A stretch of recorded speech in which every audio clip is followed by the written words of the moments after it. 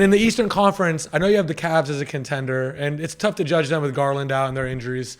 And also, they won 60 games last year, so you know that they don't really they want to win like in the playoffs. They don't really care too much about the regular season. Is there any other team in the Eastern Conference you see as a real contender at this moment? Contender against who? A contender to win the OKC? championship. Just a winner, a contender to win the championship. Someone to go to the finals and beat OKC. Sure. From the East, Yeah. there's nobody. Well, you're going to say nobody. You're going to say nobody could beat them. There's not a team in the Eastern Conference that could beat OKC. There's not a team. Not one. But Cavs would Not be your one pick. team. I think the Cavs match up with them very well with their size. And I think a second place team, I'm not even being biased. I think a second place team would be Milwaukee. I don't think Milwaukee could beat some other teams in the East, though. That's how much matchup matters.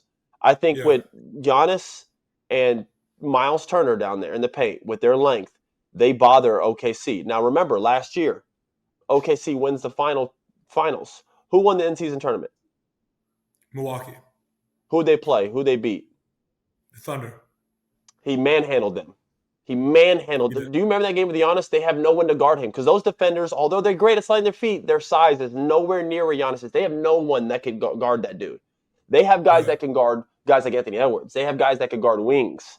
They have those guys. There's nobody to guard Giannis. They don't match, and they don't have a what's it called? It's too light.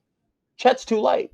You can't bully. Well, even in the playoffs last year, you saw they put Caruso on Jokic a lot, and they tried to do all these different things. Because you're Chet not. couldn't. Giannis is something completely different than anything like that. Yeah, right? there's nothing like him. Chet's good as the secondary defender because he can come over and use his size to block shots.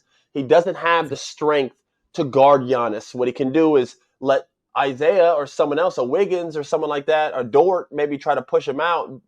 And then if he gets to the basket, you come over to use your size to try to. That's where Chet comes in as a secondary defender so he can use his ability to block shots, not a primary. So they struggled with that last year. And then you add now Miles Turner, who's like a new and improved younger version of Brook Lopez. So they have so much size down there for Shea getting to the basket. I'm just telling you. And they have a bunch of wing defenders, and they can shoot the shit out the ball. They have three guys in the top 20 percentage-wise. Taurean Prince, Gary Trent, and AJ Green. All top 20 in percentages for three-point line. Then you add a KPJ, you add Bobby Portis, you add Miles Turner, the Rollins kid now who's spurting out, having a big-time... Ryan Rollins has to be one of the most Googled athletes in the last few weeks. People are probably like, who the hell? Yeah, especially after that game against the Warriors. He's been cooking. Bro, this dude got arrested last year for shoplifting. I saw that. And is now closing games hitting buzzer beaters. So, or not buzzer beaters, but like hitting big-time games over, big-time closing, ice in his veins shots over Jimmy Butler. You know what I'm saying? Like, NBA's a funny place, man. Like, but like their team is very under-talked about. Do I think they could beat New York in a 7-game series? I don't know. Could they beat Atlanta or Orlando? I don't know. Do I think they somehow do match up with OKC very well with their size? Yes, similar to Cleveland. I just don't know if they could get there. Sometimes it's about matchup. Do I think they could beat OKC? No, I don't think any team in the East, quite frankly, could beat them. Best chances, though, I do think are Cleveland, and right behind them would be, strangely, Milwaukee with their size. I believe that, yeah. Yeah, and I think Milwaukee, they started the year off underrated, under the radar, everything like that. The more Giannis is going to play like an MVP player, and the more guys like Ryan Rollins are going to step up, you're going to get KPJ back.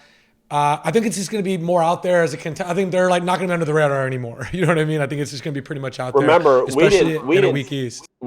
We didn't take the Pacers seriously either until the playoffs, right? We shouldn't have. We should exactly. They weren't playing at a high level. Tyrese Halliburton had a terrible start to the season last year. So nobody saw them go to the NBA Finals. So people sleeping on the Bucks right now is fine. We slept on the Pacers. And then next thing you know, we're raving about them during the playoffs. Oh, my God, the way the ball moves. Now I get it. We see it. That's how it ends up happening. The Bucks are very similar. The ball pops. It only stays with one player. But that one player is the third, the second to first, wherever you want to rank them, best player on the planet. You know what I mean? It's Giannis. When you talk about the best players in the world, only 3 to 4 names come to mind. And it's the same 3 or 4 names that have been there for the past couple of years. It's Shea Alexander, it's Nikola Jokic, it's Luka Doncic, and it's Giannis. They're the 4 greatest players on the planet, and they are way above everyone else. And then there's a giant I think gap. with Wemby knocking the door. And Wemby is on his way up. Victor Wembanyama is on his way up to knocking on that door and putting himself in that conversation.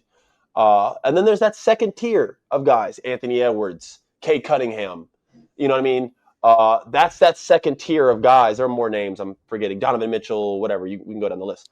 But that first tier is a different list. You know what I mean? And those guys, when you have one of them, you're always in contention. We just joked about it with Luka, being on the Nets. That's how quickly one of those guys can turn around a team. LeBron at one point in his career, Pasha, you could just put him on any team in the league. They're going to the finals. That's how good he was. He took that sorry-ass Cavs team to the finals, bro. You know what I'm saying? Like, you could just put him on any team. They're good. That's how it is. With some of these high-level players, they can make and break a team.